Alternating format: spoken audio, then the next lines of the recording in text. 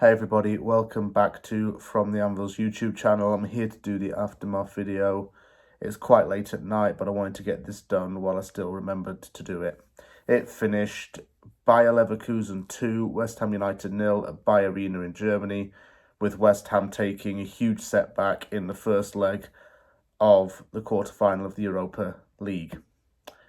It was a game in which West Ham had to go defensively in order to limit Bayern, because Bayer is a team that is the most in form in Europe. Going into this game, it was unbeaten in 41 consecutive games, and that's now 42. And we just had to limit them as much as we could. We had to make sure that we weren't going to get absolutely annihilated in that first leg. And for 83 minutes, we kept that score at 0-0. Unfortunately, West Ham was undone by failure to clear two set pieces away.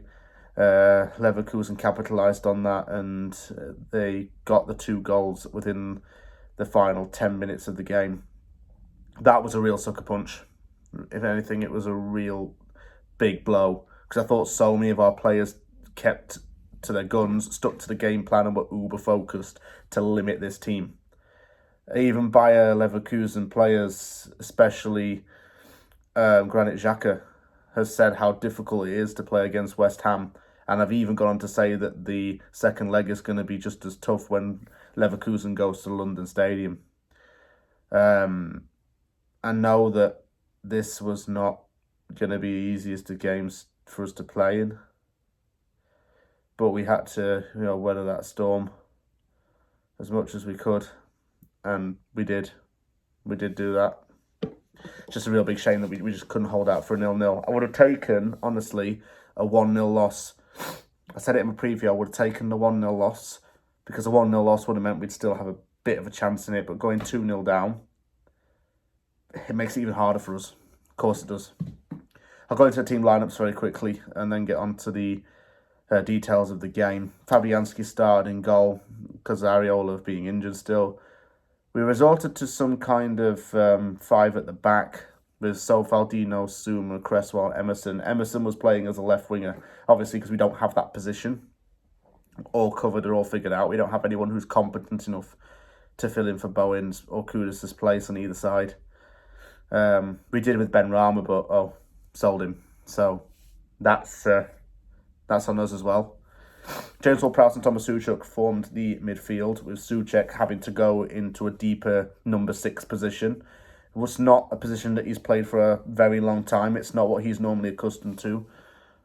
That made me worried, because last time he played as a number 6 and went into a defensive role, his statistics were not impressive. I believe it was in that 4-0 demolition against Brighton last season. He went into a number 6 role. He just could not hack it. Paquetá, Kudus and Antonio were leading the line. Bowen, still injured and didn't play. Calvin Phillips could not play in this game either because of an injury. He had to stay in London. It was just a best team we could have put out, and Moyes, to be fair to him, did really try and go for it in that sense. You could see how deep West Ham had to play in this. Souček was forced to drop back. He was dropping back all the time on the right side of the field, adding extra cover between Sofal and the centre-backs. Antonio put out an unreal ball. He used his physicality to fight off Grimaldo and put in an unreal ball into the box, which Kudus struck straight at the goalkeeper. When we're going up against, Frimpong, Grimaldo, Hincapi, these are some of the best defenders in Europe right now, and Leverkusen's got some of the best fullbacks going. I was worried they'd toast our players, to be fair.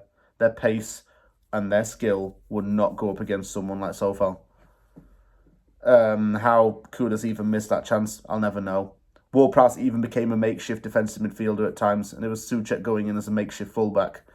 Adley caused some issues. He was putting low crosses into the box, which made Fabianski alert. And Fabianski, by the way, had the game of his life in this. In that first half in particular, he made some outstanding acrobatic saves. Patrick Schick in particular was getting frustrated by the fact that he put a lot of shots towards Fabianski, and the Polish goalkeeper was being forced to tip it all the time.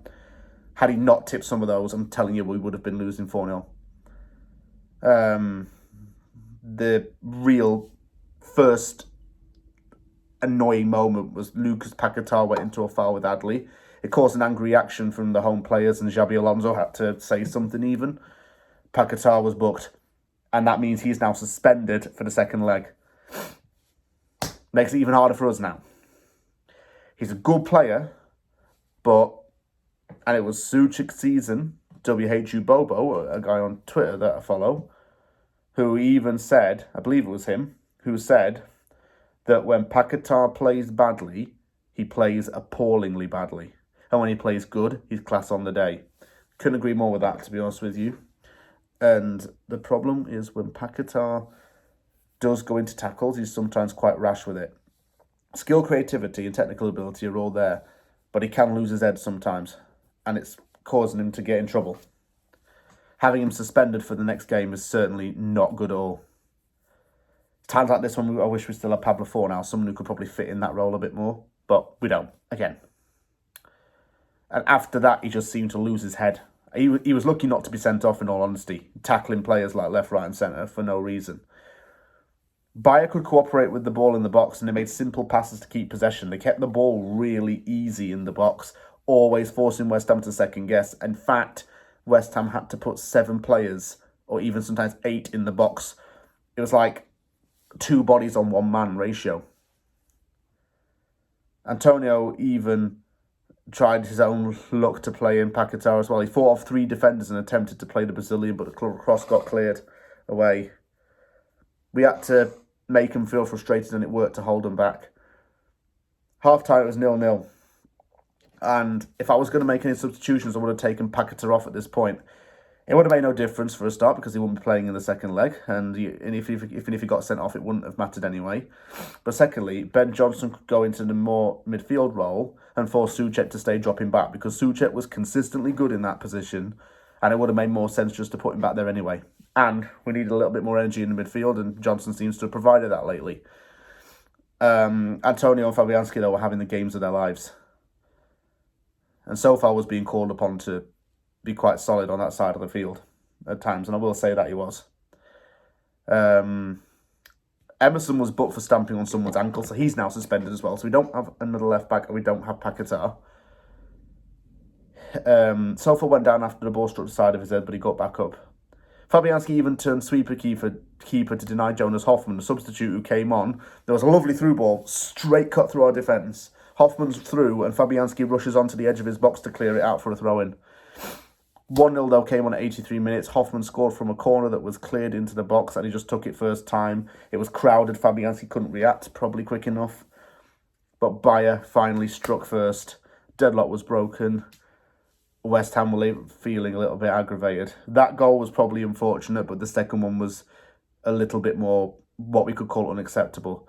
Victor Boniface headed in at the back post. You cannot give him that amount of time.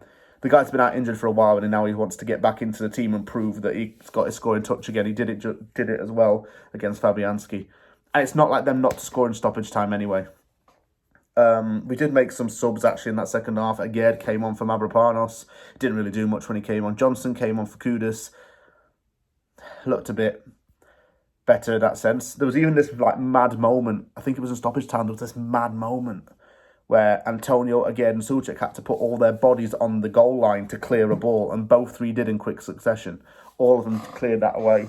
And now, let's finish 2-0.